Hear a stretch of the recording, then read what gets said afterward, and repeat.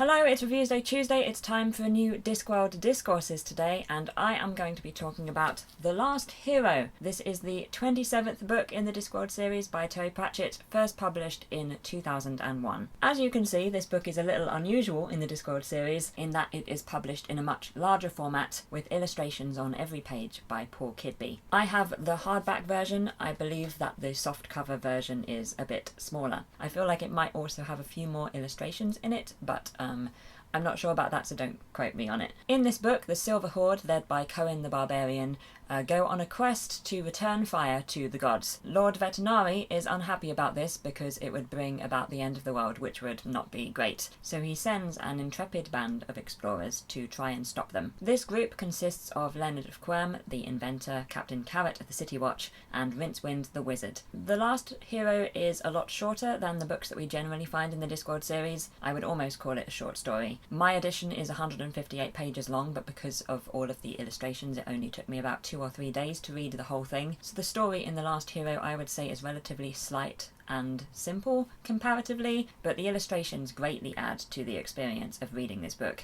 They are beautiful and elaborate, and as you would expect, completely in keeping with the tone and the style of the Discworld. They relate well to the place they are in the story, which I love. The layout makes sense, and some of them include a great deal of extra information. For instance, Leonard's technical drawings. You know, as I say, the story on its own feels pretty slight to me, but with the combination of the story and the illustrations, it makes for a really great, enjoyable reading experience. One of the things that I do love about the story of The Last Hero is that we get to see some characters interacting that we have never really had the opportunity to see interacting before. There hasn't really been much reason for them to interact. You know, the obvious example is the central trio of Leonard, Carrot and Rincewind. In my head, The Last Hero feels a bit like a crossover book. The Rincewind series has had characters more usually to be found in the City Watch series appearing, and vice versa. It just felt more epic, I guess is the word, in this book. I think this might also be my favourite appearance of the Silver Horde. It's not my favourite book in which the Silver Horde have appeared,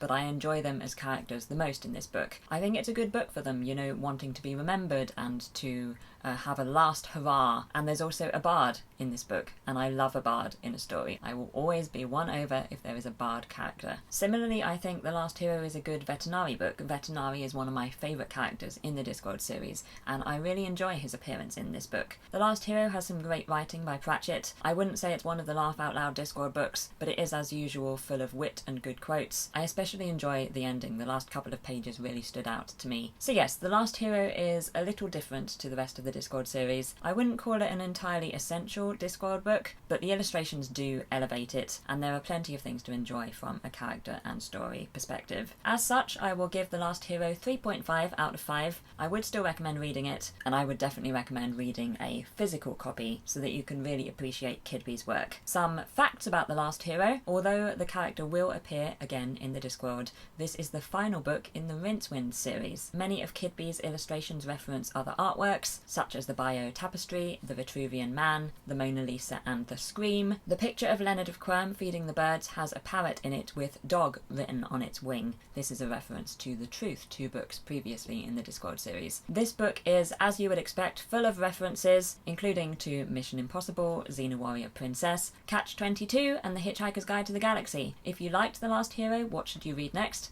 This is a little difficult because there is no other Discworld book that's quite like The Last Hero, but if you haven't yet, maybe check out some of the earlier books in the Rincewind series, for instance The Last Continent or Eric. If you didn't get on so well with this book, then you could maybe try The Amazing Morris and His Educated Rodents, which is the next book in the Discworld series, and it's also another unusual book, or you could move forward to Night Watch or back to The Truth. That is it for today. I would love to know what you think about The Last Hero if you have read it. My next Discworld Discourses will be on the 3rd of March, and I will be reviewing The Amazing Morris and His Educated Rodents, and the full list of Discworld books and when I'm planning on reviewing them will be linked in the description below. Let's move across to the end screen. If you'd like to see my latest video or some more Discworld Discourses, then you can do so below me here, and you can also subscribe to my channel or visit my website if you wish to, beside me here. And if you fancy checking out my Patreon page, the link to that is in the description below. I hope you have a fantastic day, and I will see you soon.